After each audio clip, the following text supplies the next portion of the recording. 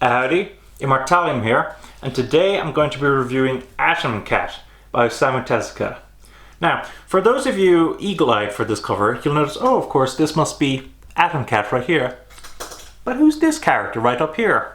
Well, in order to understand Atomcat, you must know about another series that Atomcat made called Astro Boy. Astro Boy is a robot in the near future. Well, from our perspective now it's in the past, but at the time he was created was in the near future. And Astro Boy was an enormous success for Osamu Tezuka. And during the 80s, Osamu Tezuka decided that he wanted to remake Astro Boy. However, rather than simply rebooting the series, he decided to take a bit of a different slant with it, and that's what Atomcat is.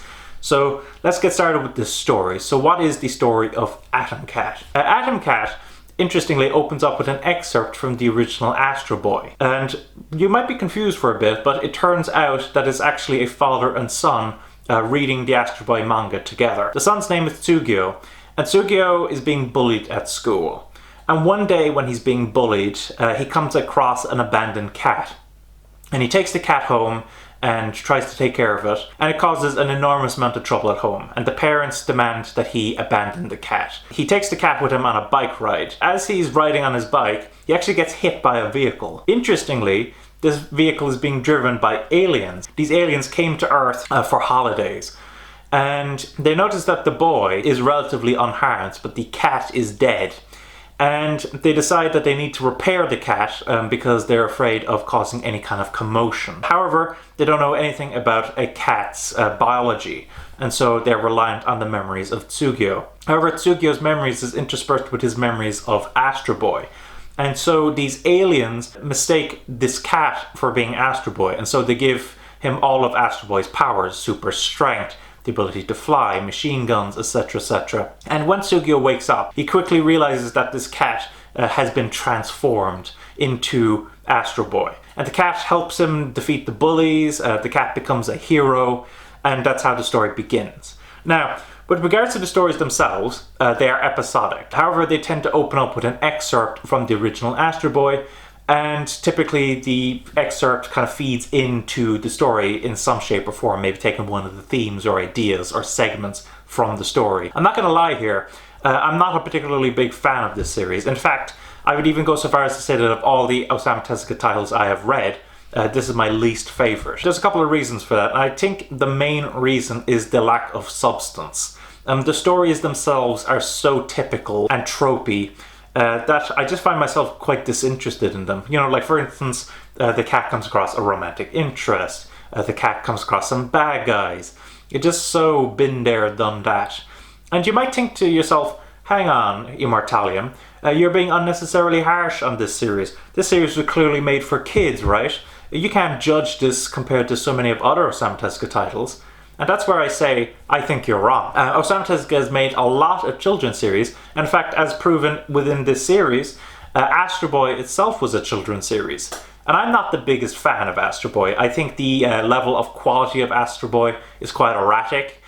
Some brilliant stories in there, but also some really bad stories. I think it's a very mixed series. But at the very least, Astro Boy dealt with some very deep themes. Discrimination, the effect of scientific advancement on society. It dealt with self-sacrifice. It dealt with so many much deeper themes than anything you'd find in here. And because of that, I think Astro Boy is a much better read. Now, that's not to say that I absolutely hate it, but I'm just so disinterested in it that I just can't enjoy it. What I am a big fan of, though, is actually the art style. This manga, as I said before, was done in the 80s, and Osamu Tezuka had about 40 years of experience under his belt. And while the art style is very much clearly going for that kind of art style he had for Astro Boy, there is definitely a sense of refinement to it. It's got some very clean, sleek artwork, some very nice boom pages, with some very nice detail.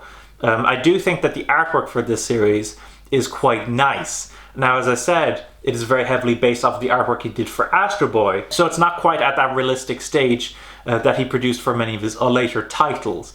But I do have to say that the artwork itself is quite nice. Now, with regards to Digital Manga Publishing's treatment of this series, this was one of their earlier Kickstarter titles, and because of that, there are a couple of problems with this release. For one, as you saw from the cover, it is particularly uninspired. That's how many of their titles at the time were. The paper quality is rougher and more grey compared to their later titles. It does have the page numbers, and as you can see from comparing it to Yotsuba, the trim size is in line with their later titles. So it's bigger, it allows the artwork to breathe more, that is good. And there's a very interesting little afterword that's more of an anecdote, just speaking about the fact that Osamu Tezuka decided the name would be a pun. So the original Astro Boy was known as Astro Boy only in the West.